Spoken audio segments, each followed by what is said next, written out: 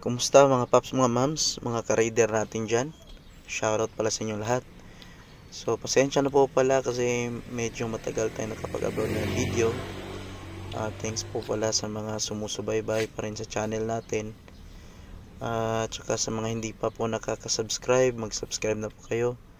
Para naman po ganahan tayo mag-upload ng mga video. And congrats pala sa munting channel natin kahit medyo matagal-tagal. Naka 600 subscriber na rin tayo. And yun, ito palang dahilan kung medyo matagal tayong nakapag-upload ng bagong video, no? Kasi nakabili ako ng isang second hand na sasakyan, isang 2009 Toyota Vios. So as you can see sa video na ito is binabaklas ko yung mating tsaka yung mga bangko. Chine-check ko yung mga possible na butas or kalawang na posibleng pasukan ng tubig. So purpose ko pala ng pagbili dito is gaya nito, may pamilya na tayo, medyo tumatanda na rin, is for point A to point B para in case na may mga ulan, so hindi tayo mababasa kasi meron na akong baby, meron na kaming baby girl. So ito pala yung first medyo malaylay yung drive namin mag-ina.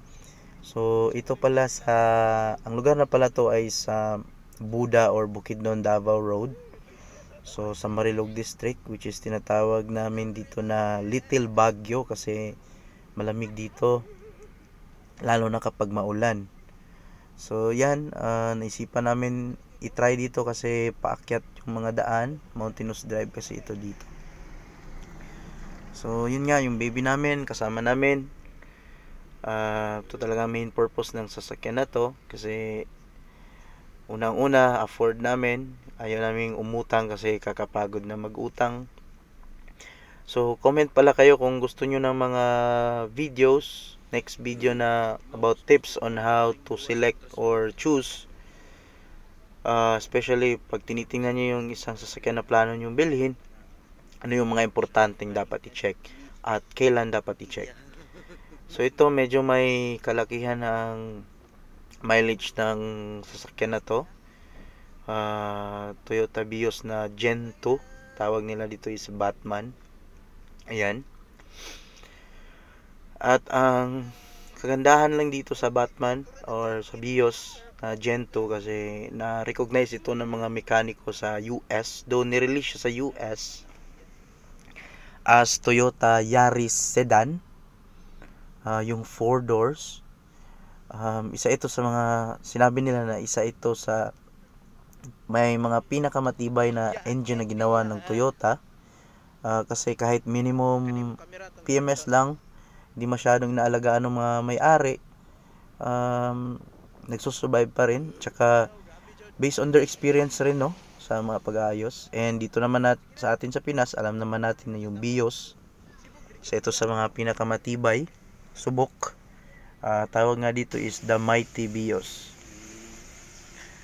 So yan, comment din po kayo kung anong may share nyo about sa mga second hand cars.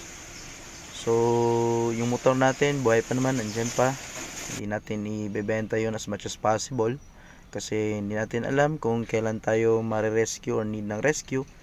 So mas mabuti na yung may motor tayo na magagamit in case na masiran. So yun nga, no, sa paparating nating videos about dito sa sasakyan na to, comment down below sa mga gusto pong mag-comment ng mga tanong sa sasakyan or gustong magpa-shoutout. At sa mga hindi pa po nag-subscribe sa munting channel natin, sana po mag-subscribe po kayo nang ganahan tayong mag-upload ng video at marami pa tayong ma-share sa mga subscriber natin. So I think yun lang. Ito pala sa video natin, dito na yung, kung mapapansin nyo, medyo malaki na yung baby ko kasi last year pa namin ito nabili. To be exact, that's July 20. So mag-isang taon na nga talaga, or isang taon na talaga. So yun lamang po mga paps, mga moms, mga ka-raider natin dyan. Alam ko na halos lahat tayo gusto din nating magkakotse, And for more second-hand car tips, follow din, subscribe po kayo at huwag magsawang manood sa channel natin. So, yan. Maraming salamat again sa mga patuloy na sumusuporta. Naway matulungan ninyo ang ating channel na dumami pa tayo kahit umabot tayo ng 1K, yun yung goal natin. Medyo tagal-tagal na tayo dito sa YouTube, hindi pa rin tayo na ma-monetize. So yun lang, ride safe at drive safe po sa ating lahat. Ciao!